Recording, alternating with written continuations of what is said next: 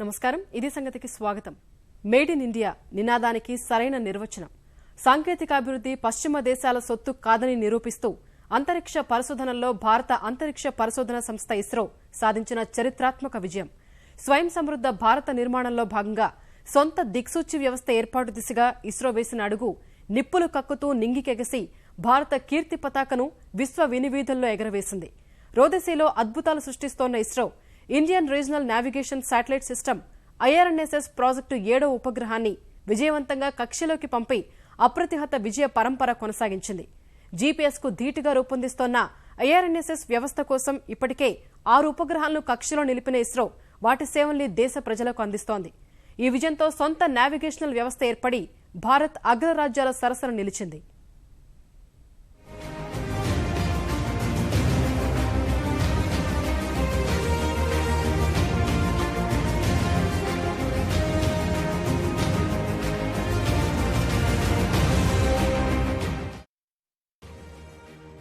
దేశానికి సొంత నావిగేషన్ వ్యవస్థ ఏర్పాటు.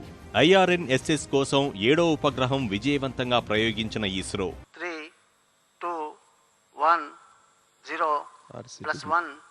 PS1 on ground, its strap-ons ignited. So PS1 ignited, vehicle lifted off safely from the umbilical tower.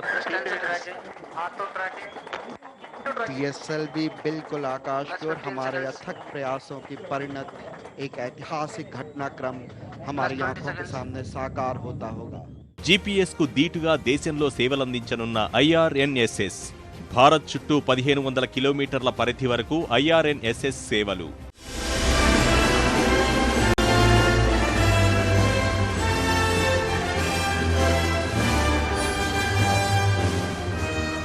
సొంత దిక్సూచి వ్యవస్థ సమకూర్చుకునే దిశలో భారత అంతరిక్ష పరిశోధన సంస్థ చివరి అంకం దిగ్విజయంగా పూర్తి చేసింది. ఇప్పటికే 6 ఉపగ్రహాలు విజయవంతంగా నిర్ణీత కక్షలోకి ప్రవేశపెట్టిన ఇస్రో చివరిది 7వదైన IRNSS-1G ఉపగ్రహాన్ని నెల్లూరు జిల్లా శ్రీహరికోటలోని సతీష్ ధావన్ అంతరిక్ష పరిశోధన కేంద్రం నుంచి విజయవంతంగా ప్రయోగించింది. Cover a wide range of technologies, including fuel chemistry, satellite thruster development, transducer, and system integration. IRNSS-1G, the 7th satellite in the navigation constellation, is confirmed, and mission director hereby declares that PSLV C-33 IRNSS-1G mission is fully accomplished. ఈ ఉపగ్రహాన్ని PSLV C-33 వాహక నౌక మధ్యాహ్నం 12:50 అంతరిక్షంలోకి మోసుకు వెళ్లింది. దాదాపు 51 గంటల countdown తర్వాత ఇస్రో శాస్త్రవేత్తలు ప్రయోగించిన PSLV C-33 స్వదేశీ దిక్సూచి వ్యవస్థ ఏర్పాటులో చివరిదైన IRNSS-1Gని అంతరిక్ష కక్షలో ప్రవేశపెట్టింది. మొత్తం 44.4 మీటర్ల పొడవు, 1425 కిలోల బరువున్న ఈ ఉపగ్రహం భూతల, ఆకాశ, సాగరాల్లో దిశానిర్దేశ సేవలందిస్తుంది. విమానాలు, ఓడల గమనం నిర్దేశించడంలో సాయపడుతుంది. వాహనాల గమనం పర్యవేక్షించేందుకు ఉపయోగపడుతుంది. విపత్తుల సమయంలో బాధితులకు బాసటగా పనిచేస్తుంది. భద్రతా బలగాలకు సేవలందిస్తుంది. मैं सबसे पहले इसरो के सभी वैज्ञानिकों को और इसरो की पूरी टीम को हृदय से बहुत बहुत धन्यवाद करता हूं, उनका अभिनंदन करता हूं. एक प्रकार से जन सामान्य की आवश्यकताओं की पूर्ति का काम अब हमारे वैज्ञानिकों ने make in India, made in India, made for Indian ये सपना साकार किया है. मैं आज इस शुभ अवसर पर 125 करोड़ देशवासियों को अपना नाविक देते हुए अत्यंत हर्ष और गर्व अनुभव कर रहा हूं, और मैं देश के वैज्ञानिकों फिर भी एक बार कोटि कोटि बधाइयां देता हूं, बहुत बहुत अभिनंदन करता हूं, और मुझे विश्वास है कि हमारे स्पेस के साइंटिस्ट और नए करतब दिखाएंगे और भारत का नाम आसमान की उन क्षितिजों को पार करते हुए विश्व में लहराएगा हमारा झंडा. ఇప్పటి వరకు విదేశీ నావిగేషన్ పై ఆధారపడిన భారత్కు స్వదేశీ దిక్సూచి వ్యవస్థ ఏర్పాటు చేసేందుకు 2006లో నిర్ణయం తీసుకున్నారు. అప్పటి నుంచి ప్రణాళికలు తయారు చేసి నివేదికలు రూపొందించి కేంద్ర ప్రభుత్వ అనుమతికి పంపారు. నావిగేషన్ వ్యవస్థ ఏర్పాటుకు సమ్మతించిన ప్రభుత్వం 1420 కోట్ల రూపాయలు మంజూరు చేసింది. కాలక్రమేణా అన్ని అధ్యయనాల తర్వాత 2013 జూలైలో మొదటిసారిగా PSLV C-22 ద్వారా IRNSS-1Aను విజయవంతంగా కక్షలో ప్రవేశపెట్టారు. తర్వాత 2014 ఏప్రిల్ 4న IRNSS-1B, అదే ఏడాది అక్టోబర్ 16న IRNSS-1C, 2015 మార్చి 28న IRNSS 1D, ఈ ఏడాది జనవరి 20న IRNSS 1E, మార్చి 10న IRNSS 1Fను విజయవంతంగా కక్ష్యలోకి ప్రవేశపెట్టింది. ఇప్పుడు చివరిదైన IRNSS 1Gని కక్ష్యలోకి ప్రవేశపెట్టడం ద్వారా స్వదేశీ దిక్సూచి వ్యవస్థ ఏర్పాటులో చివరి అంకం పూర్తి చేసి చరిత్రాత్మక విజయం నమోదు చేసింది. ఈ నేపథ్యంలో నెలాఖరు నుంచే సొంత దిక్సూచి వ్యవస్థ అందుబాటులోకి వస్తుందని శాస్త్రవేత్తలు అంచనా వేస్తున్నారు. భారత్తో పాటు దేశం చుట్టూ 1500 కిలోమీటర్ల పరిధి వరకు భారత దిక్సూచి సేవలు ఉంటాయి. IRNSSలో భాగంగా ఇప్పటికే సేవలందిస్తున్న ఉపగ్రహాలు హుద్హుద్ తుపాను సహాయక చర్యల్లో ఎంతో ఉపకరించాయి. సైన్యానికి వ్యూహాత్మకంగానూ కలిసి రానుంది. విమానాల రాకపోకలకు సంబంధించి ఎప్పటికప్పుడు వాతావరణ సమాచారం ఇస్తుంది. భూగర్భంలో చోటు చేసుకునే అలజడుల గురించి ముందుగానే హెచ్చరిస్తుంది. IRNSS ప్రాజెక్టు కోసం బెంగళూరులోని ఇస్రో డీప్ స్పేస్ నెట్వర్క్ DSNలో ఒక ఉపగ్రహ నావిగేషన్ కేంద్రం ఏర్పాటు చేశారు. దేశవ్యాప్తంగా ఉన్న 21 కేంద్రాల నుంచి ఉపగ్రహాలకు సమాచారం అందించడం సహా వాటి నుంచి వచ్చే సంకేతాల్ని శాస్త్రవేత్తలు పరిశీలిస్తున్నారు. పూర్తిగా ఈ నావిగేషన్ వ్యవస్థపై భారత్ నియంత్రణ ఉండేలా ఇస్రో చర్యలు తీసుకుంది. తగ్గట్టే అంతరిక్ష విభాగం, క్షేత్రస్థాయి విభాగం, వినియోగదారుల విభాగ కేంద్రాలన్నింటినీ మన దేశంలోనే నెలకొల్పారు.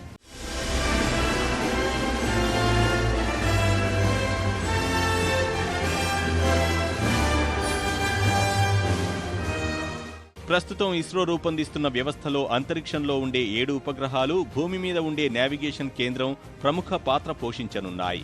3 ఉపగ్రహాలను భూస్థిర కక్షలో 36,000 కిలోమీటర్ల ఎత్తులో ప్రవేశపెట్టిన ఇస్రో వాటిని వరుసగా తూర్పున 32.5 డిగ్రీలు, 83 డిగ్రీలు, 131.5 డిగ్రీల పరిధిలో కక్షలోకి చేర్చింది. మిగిలిన 4ంటిని భూ సమాంతర కక్షలో ప్రవేశపెట్టారు. ఈ విధంగా వాటిని రోదసీలో ప్రవేశపెట్టిన ఇస్రో అనుక్షణం భూమిపై ఉండే నియంత్రణ కేంద్రాల పరిశీలనలో ఉండేలా జాగ్రత్తలు తీసుకుంది. S బ్యాండ్, L5 బ్యాండ్ పౌనఃపున్యంలో నావిగేషన్ సంకేతాలు ఉపగ్రహాల నుంచి ఈ భూ నియంత్రణ కేంద్రాలకు చేరుకుంటాయి. కొత్త వ్యవస్థ భూమిపై ఉండే వస్తువుల స్థానాన్ని 10 మీటర్ల పరిధిలో, హిందూ మహాసముద్రంలోని వస్తువుల స్థానాన్ని 20 మీటర్ల పరిధిలో ఖచ్చితత్వంతో తెలియజేస్తుంది. ప్రధాన నియంత్రణ కేంద్రం MCC సాయంతో ఉపగ్రహాల గమనాన్ని పరిశీలిస్తుంటారు. ప్రపంచంలో మొట్టమొదటి నావిగేషన్ వ్యవస్థను అమెరికా రూపొందించింది. 1978 నుంచి గ్లోబల్ పొజిషనింగ్ వ్యవస్థ GPSను అగ్రరాజ్యం అందుబాటులోకి తెచ్చింది. అప్పట్లో అమెరికా సైన్యానికి మాత్రమే సహకరించిన ఈ వ్యవస్థలో తర్వాత విమానాల గమనంతో పాటు ఇతరత్రా ఎన్నో విధాలుగా ఉపయోగపడే మార్పులు తీసుకొచ్చారు. 1994 నుంచి అందరికీ అందుబాటులోకి తీసుకొచ్చారు. ప్రస్తుతం ప్రపంచంలోని అధిక దేశాలు ఈ నావిగేషన్ వ్యవస్థను ఉపయోగించుకునే అవసరాలు తీర్చుకుంటున్నాయి.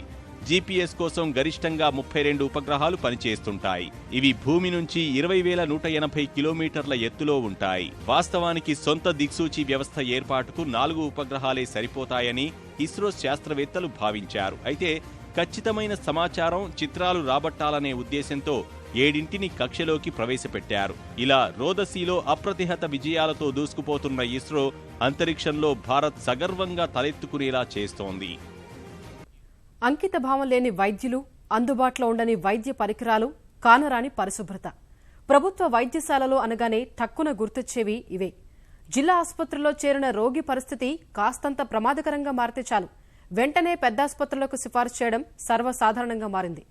అలాంటి పరిస్థితులకు పూర్తి విరుద్ధంగా కార్పొరేట్ వైద్యశాలలు సైతం చేయలేని అత్యంత అరుదైన చికిత్స చేసి నవజాత శిశువు ప్రాణాలు నిలబెట్టారు నల్గొండ ప్రభుత్వ వైద్యశాల వైద్యులు.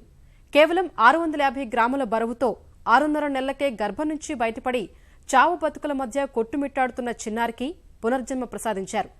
4 నెలల పాటు అహోరాత్రం శ్రమించి పసిపాపను కనుపాపలా చూసుకున్నారు. వైద్య చరిత్రలో సరికొత్త మైలురాయిని ఆవిష్కరించారు.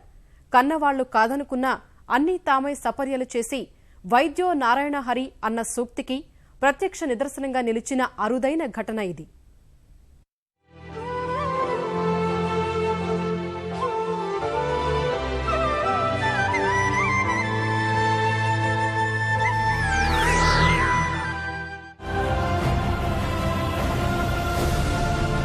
వైద్య శాస్త్రంలో అరుదైన ఘట్టం. ప్రభుత్వ వైద్యశాలలకు వన్నె తెచ్చిన నల్గొండ వైద్యులు.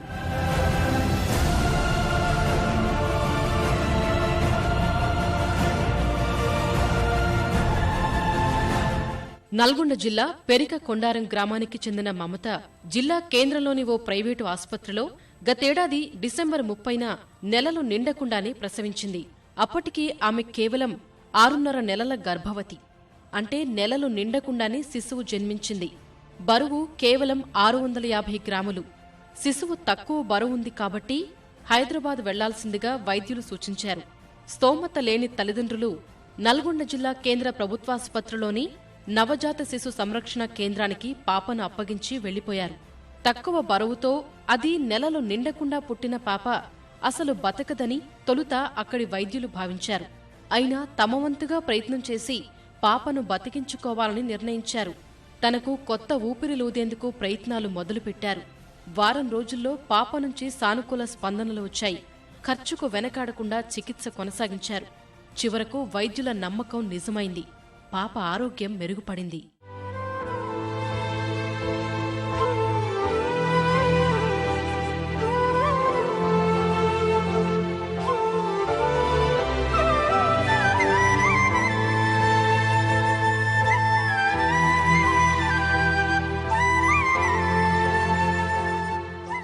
మామూలుగా ఏ పాప అయినా కంటే 9 నెలల తర్వాత పుడితే మంచిది, లేదంటే 7 నెలలు 8 నెలల తర్వాత కూడా పుడతారు. కానీ పిల్లల వాళ్ళు బతికే అవకాశాలు తక్కువగా ఉంటాయి, వాళ్ళు పుట్టిన బరువును బట్టి, వాళ్ళ తల్లి కడుపులో ఉన్న రోజులను బట్టి. కానీ ఈ పాప 6.5 నెలలకే 6 నెలల కంటే 28 వీక్కి పుట్టి ఇలాంటి సెంటర్లో బతకడం అనేది చాలా అరుదైన విషయం. అయితే మేము కూడా అంత ఆశావాద దృక్పథం లేము, నమ్మకం లేకుండా మాకు కూడా ఆ పాప బతుకుతుందని. కానీ ఒక వారం రోజులు తిరిగేసరికి ఏంటంటే మాకు ఎందుకో ఎక్కడో చోట ఈ పాప బతుకుతుంది, చూద్దాం మనం వీలైనంత సహాయం చేద్దాం, పాపను బతికించి ఏర్పాటు చేద్దామని నేను మా యూనిట్లో డాక్టర్లతో సిస్టర్లతో అందరిని కలిసి మాట్లాడినాం. మామూలుగా మా దగ్గర అంటే ఒక షిఫ్ట్లో 4 సిస్టర్లు ఉంటారు, అటువైపు ఇద్దరు ఇటువైపు ఇద్దరు, ఇన్ బాన్ అవుట్ బాన్ అని. కానీ ఈ పాప కోసం అంటే ఇలా మామూలుగా అందరిలాగా కేర్ ఇస్తే సరిపోదు, దీన్ని బతికేయాలంటే మనం ప్రత్యేకమైన శ్రద్ధ చూపించాలని ప్రతి షిఫ్ట్లో ఒక సిస్టర్ను ప్రత్యేకంగా పాప కోసమే అంకితం చేసినామంట. అలా చేయడం వల్ల ఏమైందంటే మాకు చిన్న చిన్న సమస్యలు వచ్చినా ఎప్పటికప్పుడే మేము గుర్తుపట్టగలిగి అప్పటి దాన్ని ట్రీట్మెంట్ చేయడం జరిగింది. ఈ పేపీ ఏంటంటే మామూలు ఈ పేపీ తల్లిపాలు తాగినా కూడా అతికించుకునే శక్తి లేదు. కానీ తర్వాత ఏంటంటే పాపకు రోజు రోజు ఇంప్రూవ్ అవుతుంటే తల్లిపాలు తాపాల్సిన అవసరం వచ్చింది. ఈ తల్లిపాలు తాపకుందంటే పాప 6.5 నెలలకే పుట్టింది కాబట్టి మామూలుగా పేరెంటల్ న్యూట్రిషన్ అంటే డైరెక్ట్ బ్రెస్ట్ ఫీడ్ కానీ పిండిన పాలు కానీ తాపే అవకాశం లేనప్పుడు ఇప్పుడు నెలలు తక్కువ కంటే పేరెంటల్ న్యూట్రిషన్ దాంట్లో అమైనో యాసిడ్స్ అని లిపిడ్స్ అని మామూలుగా ఇటువంటి సెంటర్లో అవి ఇవ్వం. ఇంతకుముందు గత 8 సంవత్సరాల్లో నేను ఎన్నడూ ఇవ్వలేదు. కానీ ఈ పాపకు అమైనో అంటే పేరెంటల్ న్యూట్రిషన్ ఇవ్వాల్సి వచ్చింది. అంటే ఐవి అమైనో యాసిడ్స్ కానీ లిపిడ్స్ కానీ దాదాపుగా నెల 15 రోజులు ఇచ్చినాం వీళ్ళం. పాపకి ఏమిటంటే ఈ నెల రోజుల తర్వాత మెల్లగా ఏం చేసినాం, మేము గొట్టం వేసి తల్లిపాలు పిండే గొట్టంలోకి వెళ్ళి ఫస్ట్ 2 ml, తర్వాత 4 ml, తర్వాత 6 ml, మెల్లమెల్లగా 18-20 ml పర్ ఎవ్రీ సెకండ్ అవర్లు ఇలాగా. తర్వాత ఏంటో ఒకసారి కడుపు ఉబ్బినట్టుగా అనిపించి డౌట్ వచ్చింది. మేము ప్రతి గంటకు ఒక 10 ml 15 ml అట్లా ఇచ్చుకుంటూ మొదలుపెట్టాం. అంటే కొంచెం ఎక్కువ సార్లు ఇవ్వగలిగినాం. దాదాపు ఏంటంటే 180-200 ml పర్ డే ఇస్తూ వచ్చినాం. తల్లిపాలు పిండి తాపేవాళ్ళం. కొద్ది రోజులు అయిన తర్వాత ఏమిటంటే ఇది ఇస్తూ నెల 10 రోజులు అయ్యేసరికి కంటి గురించి మామూలుగా నెలలు తక్కువ పట్టిన పిల్లకి ఏం చేస్తామంటే కంటి చూపు సరిగ్గా ఉందా లేదా అనేది టెస్ట్ చేస్తుంటాం మేము. అలాగేంటంటే మామూలు ఈ పాపకు ఇంకా చిన్న పాప కాబట్టి యాక్చువల్లీ మేము నెల నాడే చూస్తే మాకు సరిగ్గా ఏం కనిపించలేదు. కానీ మళ్ళీ 10 రోజుల తర్వాత మళ్ళీ చూసేసరికి ఏంటంటే మా దగ్గర డాక్టర్ చందు అని ఐ స్పెషలిస్ట్ ఉంటారు. ఆయన చూసి అరే ఏదో ప్రాబ్లం ఉంది, ఆర్ఓపి స్టేజ్ 3 లాగా అనిపిస్తుంది, నాకు డౌట్ ఉంది, ఇది తప్పకుండా మనం దీనికి హయ్యర్ సెంటర్కి పంపించాలి. కానీ హయ్యర్ సెంటర్కి పంపే పరిస్థితి లేదు ఈ పాపను.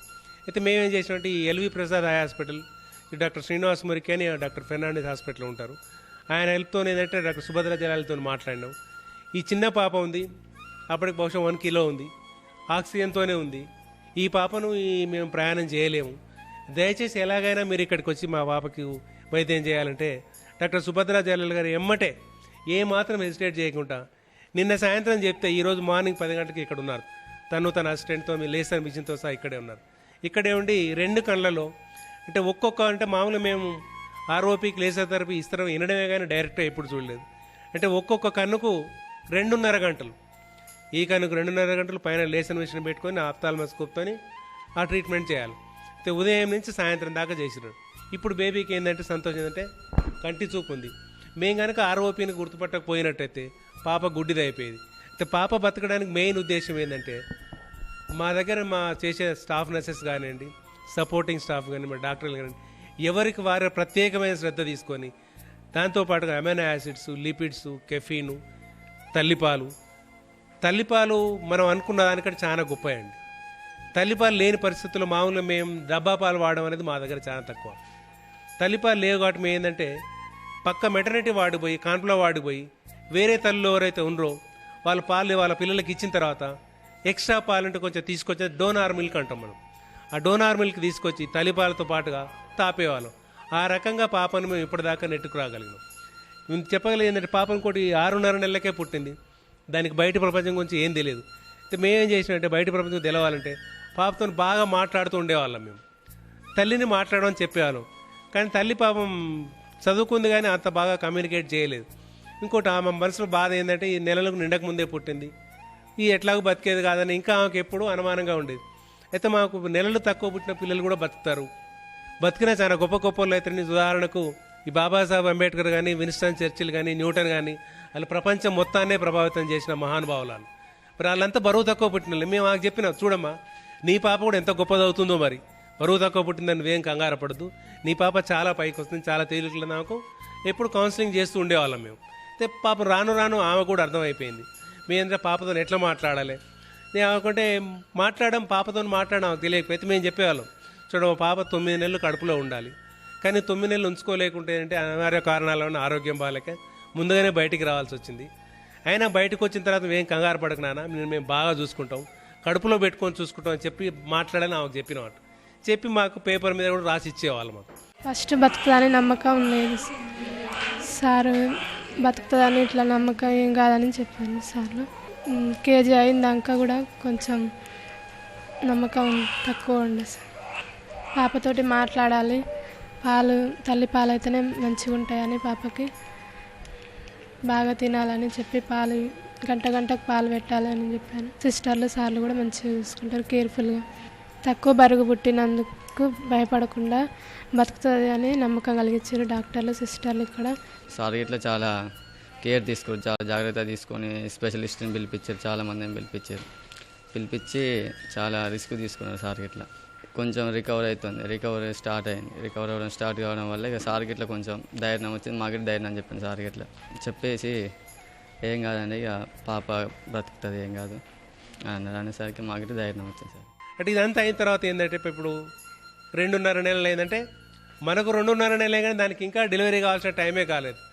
ఆ పుట్టాల్సిన టైం ఎప్పుడంటే మొన్న 23rd, పోయిన నెల 23rd కాదు, ఇప్పుడు రేపు ఇంకా 2 రోజులు అయితే 4 నెలలు అన్నట్టు. కానీ పుట్టింది ఇప్పుడు 6.5 నెలలకే పుట్టింది. అంటే ఇంకొక 20 రోజుల వయసు కూడా లేదు దానికి ఇప్పుడు. అంటే మా సంతోషం ఏంటంటే మేము చేసిన కృషి ఫలించింది. మేమందరం వచ్చే నెల రేపు ఎల్లుండి 29వ రోజు చాలా పండగ అనుకోండి మాకు. ఇక్కడ ఈ పాప మేము డిశ్చార్జ్ చేయగలుగుతున్నాం అంటే 100 రోజులు అయిపోగానే మా డాక్టర్ గారు ఉండి లేదు మనం కేక్ కట్ చేస్తా అన్నారు. ఎందుకో మాత్రం ఈ పాప ఇంత తక్కువగా పుట్టింది, ఇది ఒక్కగా 650 ఉంటుందో ఏమైనా ఇబ్బంది జరుగుద్దో, ఎందుకులే ముందే సంబరం చేసుకోవడం మేము చేసుకోలేదు. కానీ రేపు 29వ తారీఖున మేము సంతోషంగా చేసుకుంటాం సంబరం.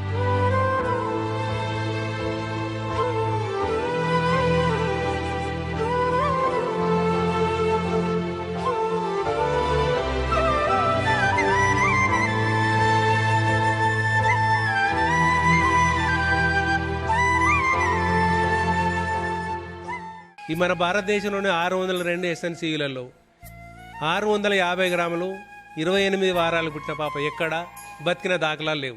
ఎవరైనా చేయొచ్చు ఈ పని. ఇటువంటి పాపను చూడగానే కంగారు పడాల్సిన అవసరం లేదు. ఇటువంటి పాపను బతికియొచ్చు అనే నమ్మకం మాకు కుదిరింది. మీ అందరూ కూడా ఈ పని చేయొచ్చని నాకు అనిపిస్తుంది. ఎందుకంటే ఒక 2-3-4 సంవత్సరాల క్రితం చూసుకుంటే 1.5-2 కిలోల పాపను కూడా మేము అప్పుడప్పుడు రికార్డు చూస్తే తెలుస్తుంది. Refer to Hyderabad Niloufer hospital. అంటే ఈ పాపను బతికియలేమనే ఉద్దేశం. కానీ ఇప్పుడు అలా కాదు. వైద్యం అనేది ఒక 10 సంవత్సరాల క్రితం లాగా 5 సంవత్సరాల క్రితం లాగా లేదు. ఏ రోజుకు ఆ రోజు ఎప్పటికప్పటికే మార్పు వస్తుంది. మార్పును బట్టి మనం కూడా దాన్ని అందుకోవడానికి ప్రయత్నం చేయాలి. మేము మా ప్రయాణంలోనే ఉన్నాం. వైద్యులు అంకిత భావంతో పనిచేసి సవాలుగా స్వీకరిస్తే జిల్లా స్థాయి ఆసుపత్రుల్లోనూ తక్కువ బరువున్న శిశువుల్ని, నెలలు నిండని శిశువుల్ని సైతం బతికించుకోగలమని నల్గొండ వైద్య బృందం నిరూపించింది. దేశవ్యాప్తంగా ఆందోళన కలిగిస్తున్న శిశు మరణాల రేటు తగ్గుముఖం పట్టాలంటే కేంద్ర రాష్ట్ర ప్రభుత్వాలు ఇప్పటికైనా నవజాత శిశు సంరక్షణ కేంద్రాలపై దృష్టి సారించాల్సిన అవసరం ఎంతైనా ఉంది. ఎస్ఎన్సీయూలకు నిధులు, అత్యాధునిక సౌకర్యాలు, సరిపడా సిబ్బందిని సమకూర్చగలిగితే రిషిత లాంటి ఎంతో మంది శిశువులు తిరిగి ప్రాణం పోసుకుంటారు. మరిన్ని విభిన్న అంశాలతో మరో 5 సంగతులు కలుసుకుందాం. నమస్కారం.